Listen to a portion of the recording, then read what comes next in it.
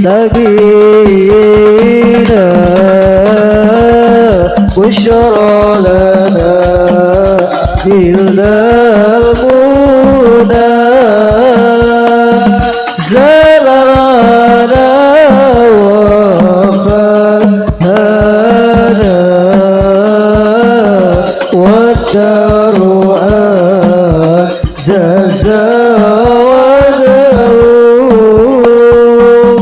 والبشر آدم لنا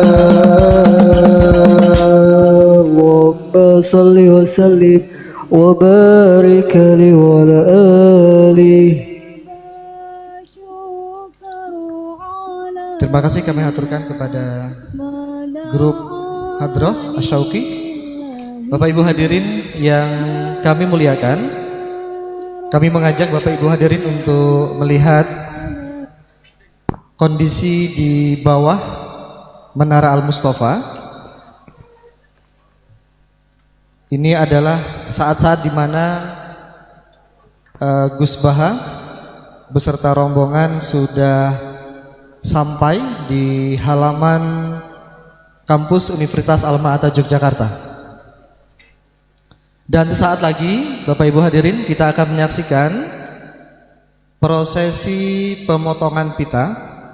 Tentunya prosesi pemotongan pita ini dalam rangka peresmian Menara Al-Mustafa Universitas Alma-Ata Yogyakarta.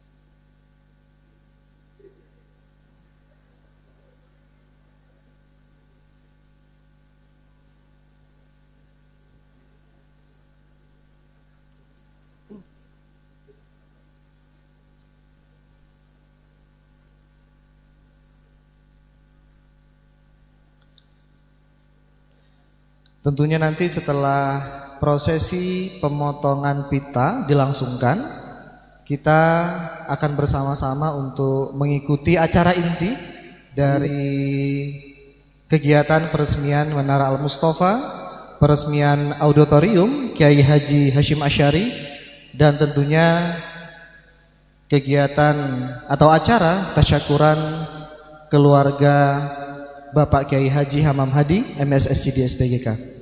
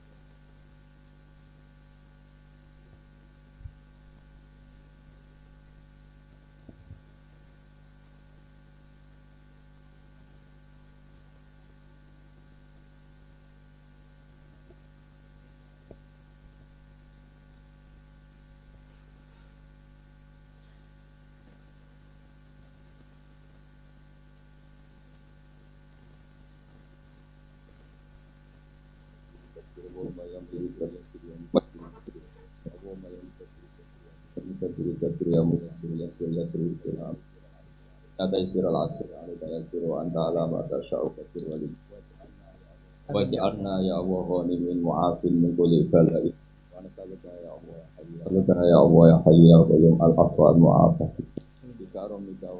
karomika wa sa'ati fadlika wa ismatika ya Allah ij'alna ya Allah min khiyari ummati habibika Muhammad ummatan qanimatan sajidatan taksyakuratan maka mu'linatan bi maka mu'linatan ya Allah wa mu'linatan bi kalimatika al-ulya bi haqqi Rabbana atina fid dunya hasanah wa fil akhirati hasanah wa qina adzaban nar.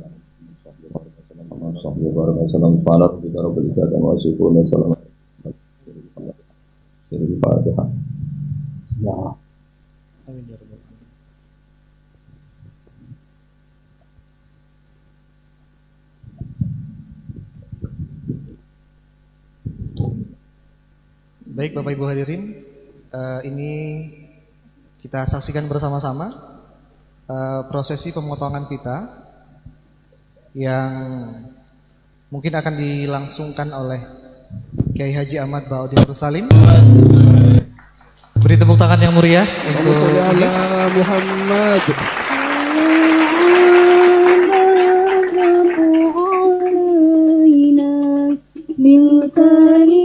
Baik,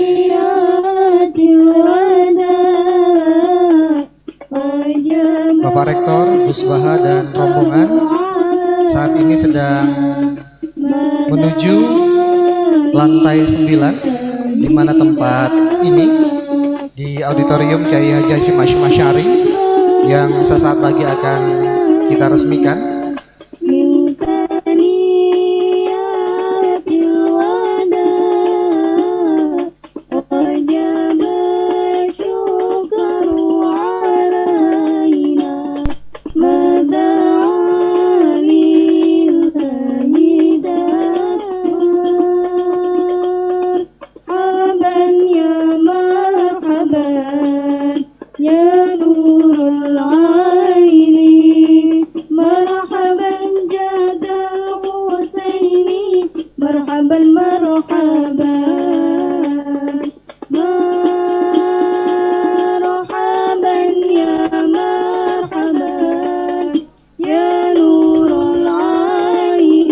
Baik Bapak Ibu hadirin yang kami muliakan, demikian tadi rangkaian acara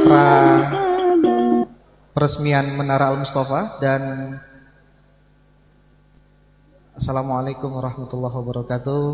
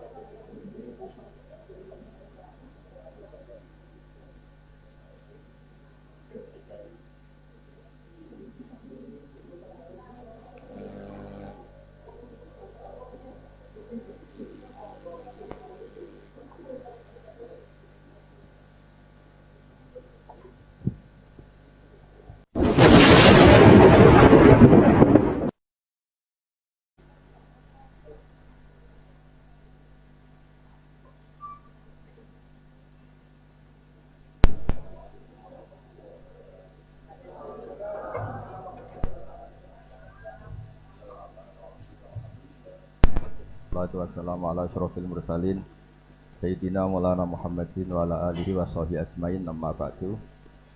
Teng ngarsa para sesepuh, para keluarga besar Bali Maksum ingkang kula hormati. Nggih wonten Kiai Haji Jirjis keluarga, wonten Kiai Haji Hamam sedanten ingkang kula hormati saking keluarga Tebuireng, wonten Gus Fahmi Amruwah, wonten saking keluarga Termas, keluarga Lasem. Jadi alhamdulillah kula kecewa. Tak pikir acara makan-makan.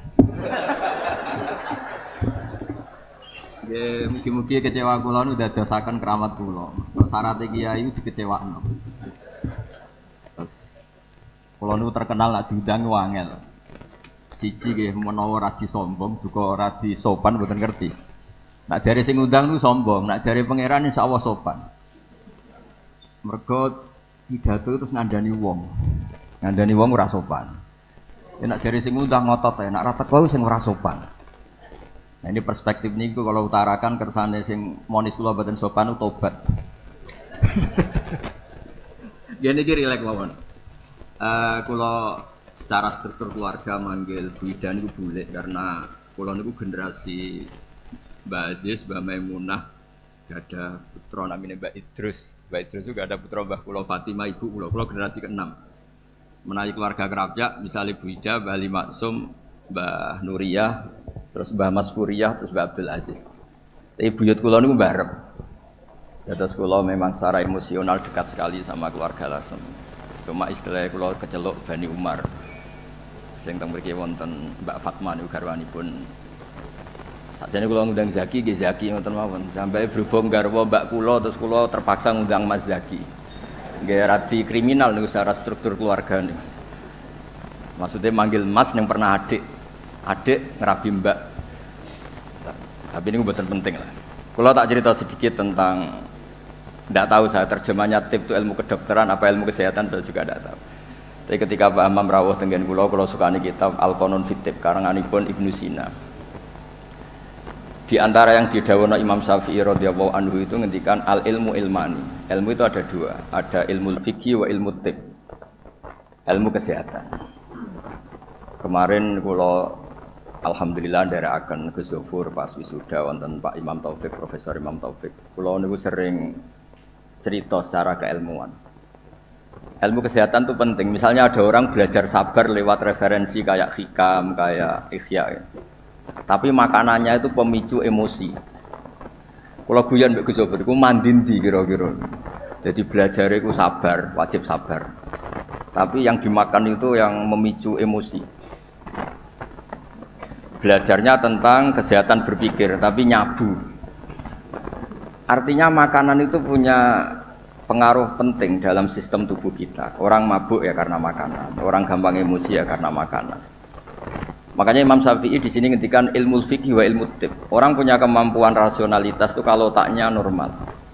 Normal itu bisa dipicu disebabkan cara pandang. Cara pandang ini penting. Misalnya tadi, kalau orang ngundang saya itu pikirannya itu ngundang, kalau nggak dituruti itu terus mutung, darani sombong macam-macam. Kalau saya itu cara berpikir kebalik, diundang nang panggung, terus ngadeg, terus ngandani wong, kadang dikandani luwih sepuh, terus ruwet. Kulo niku pun memaklumatkan diri Islam, mbah-mbah kulo niku terkenal wali, jadi kulo nggih mau daftar wali resmi.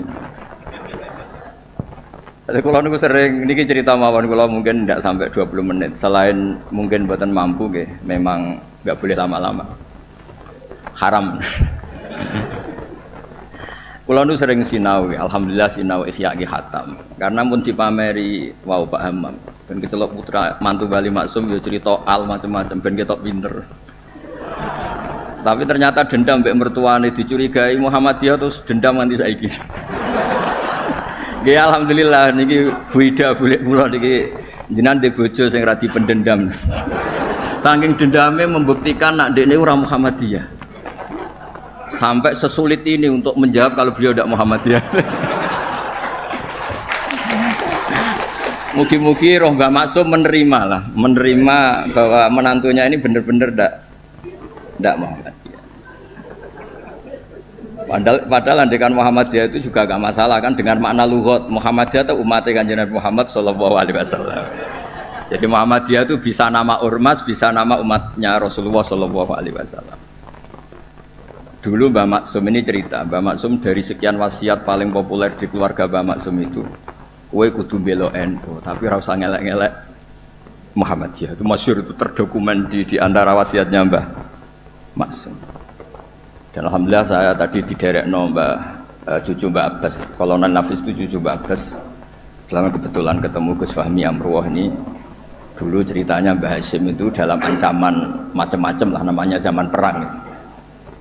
Karena Mbah Hasyim itu hanya orang alim fikih, usul fikih, ahli hadis, itu takut terus nyewa Mbah Abbas disuruh ngelatih santrinya pencak yang jadi asal usul pagar Nusa. Alhamdulillah cucunya jadi kolonel. Yang cucu Mbah Hasyim ya macam-macam, ada yang iya ada macam-macam. Tapi sebetulnya dari gen keluarga Lasem sama Mbah Hasyim itu sama-sama nasabnya sama, gayanya juga sama. Ya ada yang jelas ada yang enggak jelas.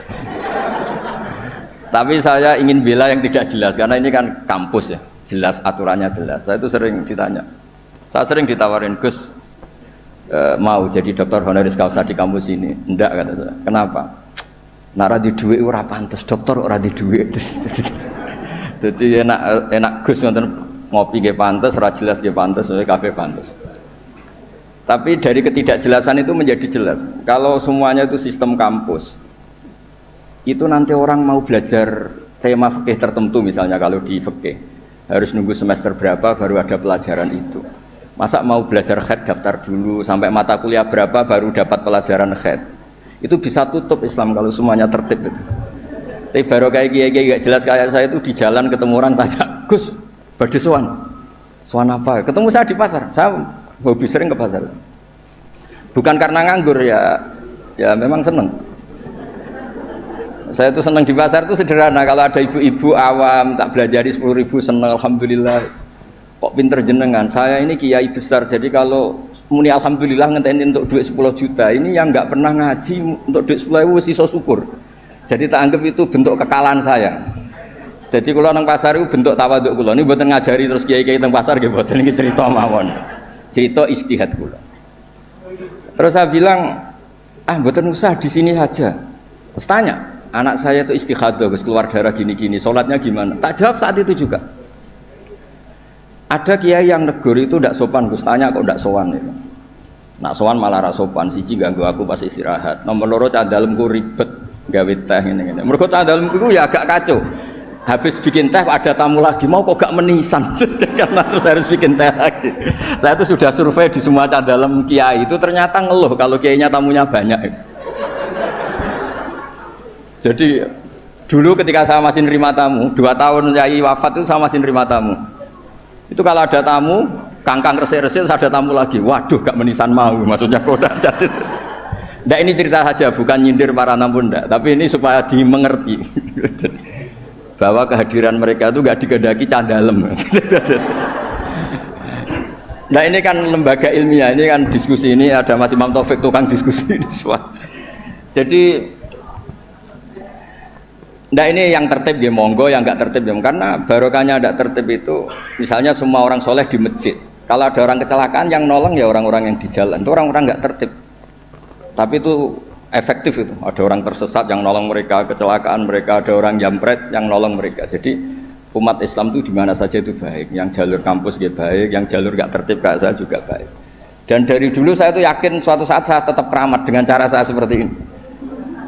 Bukan apa, karena tadi orang Islam itu banyak yang nganggep kampus itu elit. Wow, itu bayar, terus elit, terus berdasi. Jadi bayang notok aja enggak.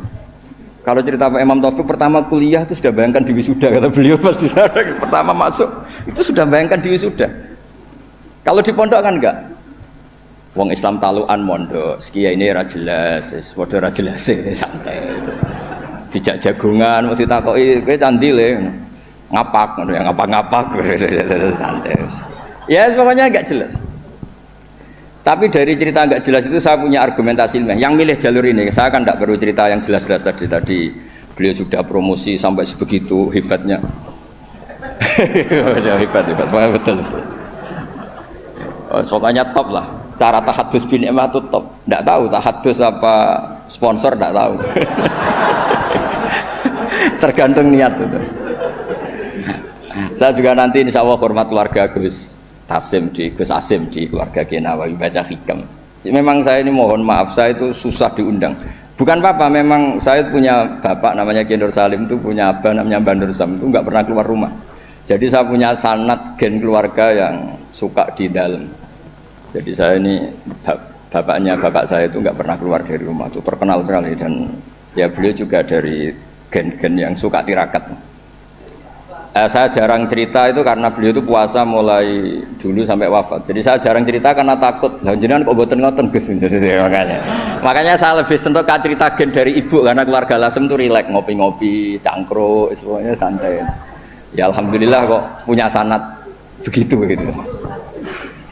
Saya cerita secara ilmiah. Suatu saat Rasulullah SAW itu mau haji wada.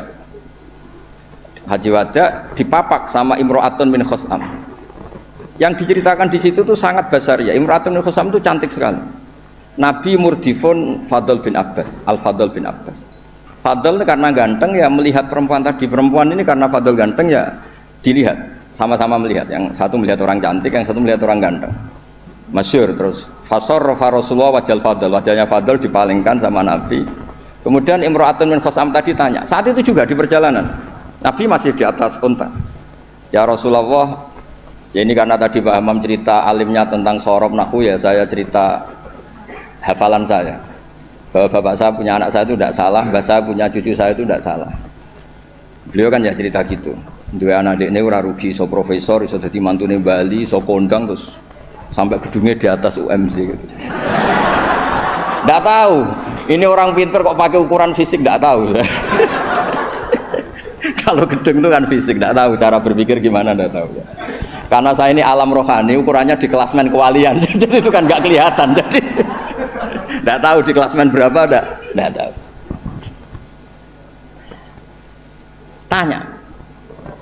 Tanya inna faridotawah ala ibadihi adrokat abi syekhon kabiron afa ahujju anhu. Nabi jawab qala na'am ayan fa'uhu dhalik qala na'am kama lokana ala biki denun faqadaitihi nafa'ahu. Ya Rasulullah, bapak saya ini sudah sepuh sekali ketika haji diwajibkan, apa saya bisa menghajikan beliau? Bisa. Apa manfaat? Ya bisa, seperti bapak kamu punya utang, kamu yang bayar, itu cukup gitu. Lalu Imam Bukhari itu mengebabkan ini sampai 3 kali. Satu di bab haji makdud. Jadi sebetulnya haji itu ada 2, yang niabah atau badal, menghajikan yang mati karena sudah tidak bisa haji, atau menghajikan yang lumpuh yang nggak mungkin haji lagi, disebut haji makdud. Jadi Imam Bukhari mengebabkan babul hajil makdud atau al-ihjad anil makdud. Tapi di bab berikutnya dengan hadis yang sama persis beliau ngebabkan babu hajil mar'ati anir rojul, karena secara fikih ini masalah, masa perempuan mengganti lelaki. Tapi dengan hadis yang persis di bab ilmu, Imam Bukhari mengebabkan babul futya fitorik, bab boleh fatwa ketika di tengah jalan. Jadi nggak perlu ada kiai, yang kiai resmi nggih monggo, kalau ada pertanyaan sowan dulu, daftar dulu nggih monggo. Kiai kayak saya seketemunya juga monggo. Saya itu 2005 itu tiap bulan ke Jogja di UI sama Profesor Zaini. Itu mesti ngebis. Ya mesti ada yang tanya. Jenengan Gus Mbak nggih. Wah, beneran Gus badhe tanglet. Niku kadang sampai Rembang sampai Semarang ora barbar. Tak takoki sampai 20. Loh kok banyak betul. Mumpung ketemu Gus, nek jenengan nek disowani wangel. Nggih barokahnya niku mboten bayar Pak Imam, dadi ikhlas. Mboten niki cerita mawon barokahe ketemu niku mboten bayar, dadi ikhlas ini. Jadi Indonesia ini berkah sekali, ada yang nekuni formalitas, kata Profesor Hamam, Profesor Imam Taufik, Gus Wofur, banyak. Ada yang nekuni yang kayak saya, tapi saya mohon yang kayak saya juga harus alim betul, sehingga coba pera formal terus uteknya juga agak jelas, visinya agak jelas, asal usulnya juga agak jelas, nggak boleh, harus tetap jelas, supaya Islam ini bisa ada di mana-mana. Orang bisa tanya kiai kapan saja, di mana saja. Saya ini haji itu tidak mutawif, bayar. Saya umroh juga milih bayar daripada gratis di kongkonan. Saya berkali-kali ditawari Gus haji Gus gratis kira-kira mau mari gue kongkonan gitu. Umroh juga sering ditawari Gus jadi gak bayar aja. Duit 20 juta atau 40 juta jadi budak kata jadi gue kongkon-kongkonan gitu. Wes ngono arahe kon ngesahno pilihan KPIH ini. Gak cara fikih ra salah itu kon ngesahno wong fatwa orderan kan. Jadi rada repot kadang gitu. Kadang padahal secara fikih itu bisa diperdebatkan sah tidaknya. Mboten sah tidaknya haji ya ibadah yang mboten penting-penting lah. Nah, berkahnya orang kayak Bali Maksum yang nekuni keilmuan teng Termas. Bali Maksum ditemani Mbah kula. Terus dulu misanan Mbah kula kandung lahirnya tesih teng Lasem bareng kalian Pak Hamid Pasuruan. Wong niku sak rumah. Makanya kalau dikenal Bani Umar, nah teng Lasem ini selain dari partai Bani Umar. Karena Mbah Umar digarwa Mbah Maimunah, niku putrine Mbah Abdul Aziz. Jadi kalau lingkup lebih besar disebut Bani Abdul Aziz. Barokah Mbah Ali Maksum, terus beliau ngaji teng Mbah Dimyati, riyen bareng putra-putrane Mbah Mahfud termasuk Mbah Muhammad. Punya satu putra namanya Mbah Muhammad, Gus Muhammad. Niku ilmu itu di mana-mana, sehingga kampung-kampung itu luar biasa Islam teng Indonesia. Ada syekh yang datang dari negara yang tertib sekali. Di Indonesia imam itu gaji berapa? Fasilitasnya apa? Di negara kami imam itu digaji 70 juta, fasilitasnya mobil BMW gini-gini. Kalau di Indonesia enggak, kadang komat sendiri, dan sendiri. Terus lucunya itu Mas Imam Taufik itu imamnya tetap bilang imaman lillahi ta'ala. Ditanya, kenapa bilang imaman enggak ada makmumnya? Makmumnya jin Gus. Warga di kampung itu. Tapi uniknya syekh yang dari negara tertentu yang digaji itu digojlok sama Kiai Indonesia Gus Fahmi. Makanya kamu jamaah terus, takut potong gaji ya. Karena dia digaji, difasilitasi, kalau dia bolos itu potong gaji. Kaget sayanya, ternyata ini masalah dalam dunia ikhlas itu. Pertama mencibir Indonesia, imam nggak diperlakukan secara terhormat, nggak difasilitasi. Terus kata imam Indonesia, makanya jenengan sholat terus takut potong Akhirnya saya ini sadar. Oh ya bagus ikhlas. Ya artinya barokahnya enggak tertib itu juga hakikatnya tertib karena akhirnya ada masjid di kampung-kampung enggak jelas pendirinya siapa, wakafnya juga sengketa, sertifikasinya juga sengketa, kiainya juga sengketa. Yang baru jadi takmir semangat pengajian besar, yang enggak takmir mutung. Barokah mutung terus bikin masjid tandingan, akhirnya masjid di situ banyak, alhamdulillah. Pokoknya, nah. Kiai itu harus punya kelapangan pandangan seperti ini supaya Islam itu di mana-mana. Kalau semuanya tertib nanti prosedural. Masa mau tanya haji saja nunggu semester yang kebetulan ngajarkan apa? Haji. Wong sholatnya subuh mau tanya pakar fikih ngantornya jam 9 bisa ditemui jam 1. Pertanyaannya tentang sholat subuh. Subuh hari ini kalau hari besok kan ya, kalau hari ini kan, nah kalau kiai kan nggak ketemu di jalan tadi tanya, Gus, anak kula niku keluar terus darah, ini ku sak dhuwure adat, niku sholat apa mboten? Biasanya kate berang dina 6 dina wis rudat ilal adat, semua gerbar 6 dina hukum istihadah ngene kan. Gak usah sowan Gus, gak ngel-ngelo cah dalemku. Ini mboten nyindir, maksudnya cerita mboten cerita. Jadi monggo lah istihad apapun itu baik asal didasari keilmuan yang baik. Jangan sampai apa ya, karena kita punya pilihan istihad tertentu seakan-akan yang lain itu salah. Saya berkali-kali cerita menyangkut istihad. Ya saya ulang lagi, saya berkali-kali cerita tentang istihad dan dari sekian itu diantara yang mau saya baca di sini, nanti kitab ini saya tinggal mungkin bisa dipelajari menantu Bali Maksum yang bernama Profesor Hammam itu. Yang tadi cerita terus tentang bahasa Arab, kayaknya butuh legitimasi ini loh mantu Bali. Beliau khawatir kalau hanya dianggap pakar medis itu, apalagi di depan keluarga Lasem. Nah, darani raiso ngaji kan Yuhisin mantu Bali Maksum. Jadi tadi maklumat terselubung lah, kira-kira gitu. Ini kata beliau kan ini tetap ingin ikut sunnah Rasulullah Shallallahu Alaihi Wasallam. Ini saya bacakan, ini kitab yang luar biasa. Ini namanya kitab Al-Milanul Kubro karangannya Imam Sa'roni. Ada perubahan yang enggak diduga para kiai-kiai Indonesia. Miranya perubahan itu kan masyhur kan falyughayyirhu biyadi, terus urutannya apa? Man ra'a minkum munkaron falyughayyirhu biyadi dulu ya. Terus bilisani, yang terakhir apa? Biqalbi. Itu umumnya kiai kan nafsiri biqalbi itu yang penting kamu enggak suka kemaksiatan itu. Yang penting Anda ngingkari atau enggak suka bentuk-bentuk perilaku maksiat itu. Tapi di sini ada dawuh ya, makalah dari Imam Sa'roni. Ini bisa disemak, nanti kitab ini saya tinggalkan. Saya tinggal maksudnya. Saya baca ya.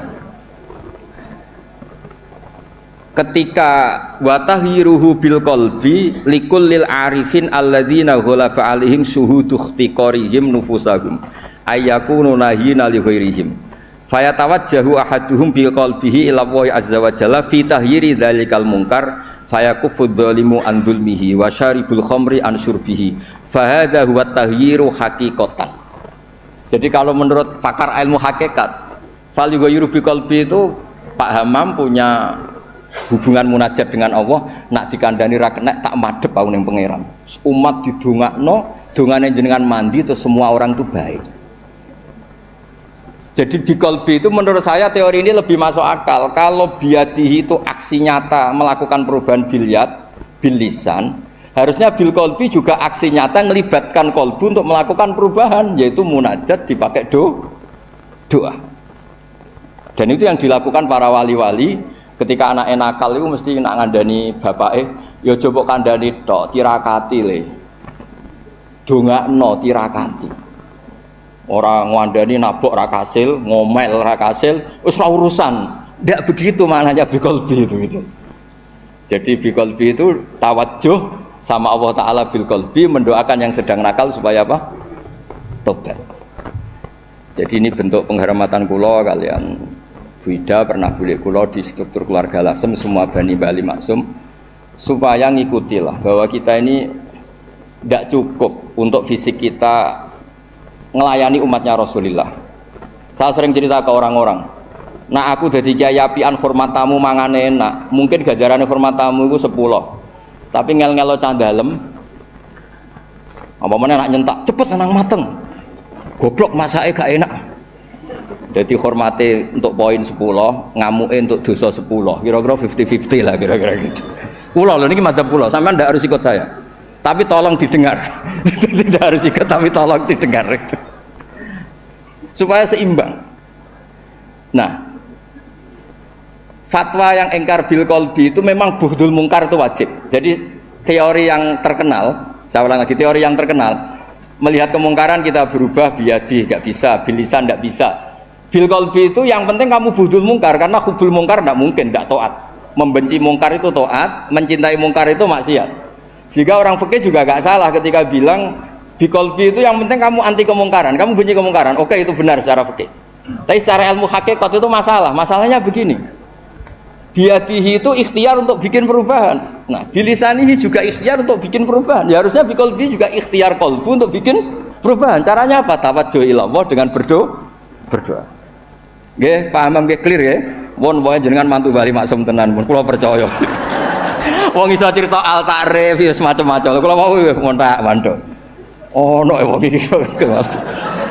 Mpun mengke nak teng alam roh bali maksum kula matur mpun mboten ngarah Muhammadiyah.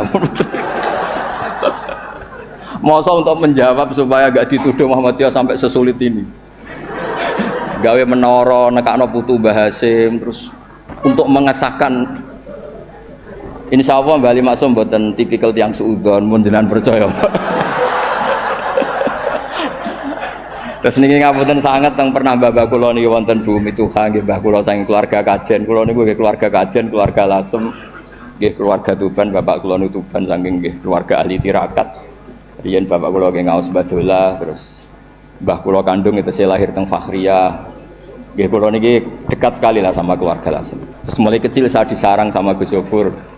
Nggih kula niki tapi kula milih jalur yang mboten jelas itu. Nah baru kayak gak jelas itu Islam wonten di mana-mana. Sebab itu di antara dawuh wa ta'ala bal naqdhifu bil haqqi 'alal batil fayadmaghuhu fa idza huwa zaid. Qadzafa itu acak. Jadi Islam atau kebenaran bisa dibawa secara tertib kayak di kampus-kampus, juga bisa dibawa cara acak. Qadzafa itu maknanya acak. Karena qadzafa itu maknanya memang acak.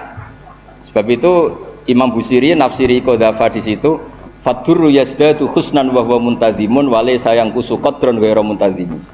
Air yang dipam, yang ditata juga baik. Tapi barokahnya air acak. Orang di tengah hutan nemukan air di mana-mana. Kalau semuanya ditertibkan di menara air, nanti kalau nyari air di titik yang sama. Nah, makanya fadurru yazdadu husnan wa huwa muntazimun wa laysa yanqusu qadran ghairu muntazimi. Jadi kebaikan itu kamu untai secara tertib ya baik, kamu acak saja namanya kebaikan juga tetap baik. Jadi saya pikir kalau diaturi Wida, diaturi pernah bulik kula ngeten mriki tak anggap pengakuan yang tertib pada yang tidak tertib. Jadi anggap mawon ngoten gitu. Nak nganggo hukum sopan yo ngongkone wong tertib ambek sing ora tertib. Sopane sing ora tertib ambek sing tertib. Nyatane kula dikongkon gelem kan berarti cah sopan. Bocah apik lah. Terus kula suwun niki kitab ini saya tinggal untuk hadiah pada keluarga mriki Almata. Jadi ada ulama yang mengatakan fal yughayyiru biqalbi niku artinya apa? Fayat tawajjahu ahaduhum. Jadi pertama orang-orang sufi itu ya ghalaba alaihim syuhudu ikhtiqarihim nufusahum. Mereka itu menganggap dirinya itu siapa sih? Saya ini tidak Tuhan, tidak al-mudabbir, tidak pengatur alam. Kok ingin merubah alam? Kita ini siapa sih? Kok menamakan diri sebagai pengubah alam, pengubah sosial, inspirator sosial? Kita ini siapa? Tidak siapa-siapa di depan Allah itu la haula wala quwata illa billah. Nggih.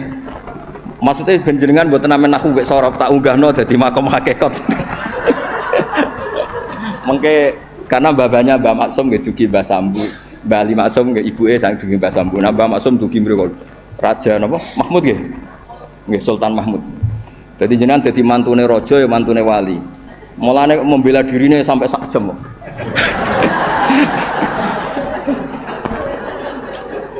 Lah niki kalau cukup 20 menit tapi efektif napa?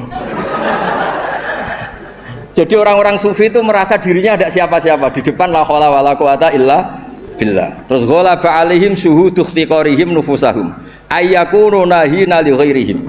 Mereka merasa saya ini siapa sih kok sampai melakukan perubahan. Nah, akhirnya faya tawajjahu ahaduhum biqalbihi ila Allah azza wa jalla fi tahyiri dzalikal munkar. Sungkeman ning Allah supaya orang sekelilingnya baik-baik saja. Tapi karena beliau-beliau ini wali, akhirnya fayakufu dzalimu an dzulmi wa syaribul khamri an syurbi. Fa hadza huwa taghyiru haqiqatan. Makanya cerita-cerita wali itu ya kalau ada kemungkaran sungkem, kampung sing abangan ditirakati jadi kampung yang baik. Orang nato orasinya, paham ya? Orang nato kecakapan metodologi dakwahnya atau metode dakwahnya yang ditata itu tawajjuhul qalbi ila Allah subhanahu wa ta'ala. Terus niki sebagai bentuk hadiah kula wingi Bu Ida kula hadiah kitab Al-Qanon Fitib niki juga saya hadiahkan di sini supaya mindset kita, cara berpikir kita munajat teng Allah subhanahu wa ta'ala. Jadi fikihnya nggih jalan, monggo ikhtiar sebaik mungkin. Tapi jangan merubah ilmu hakikat bahwa al-amru biyadillah, hanya Allah saja yang lahu maqalidus samawati wal ardh. Nggih ngapunten ingkang sanget. Wassalamualaikum warahmatullahi wabarakatuh.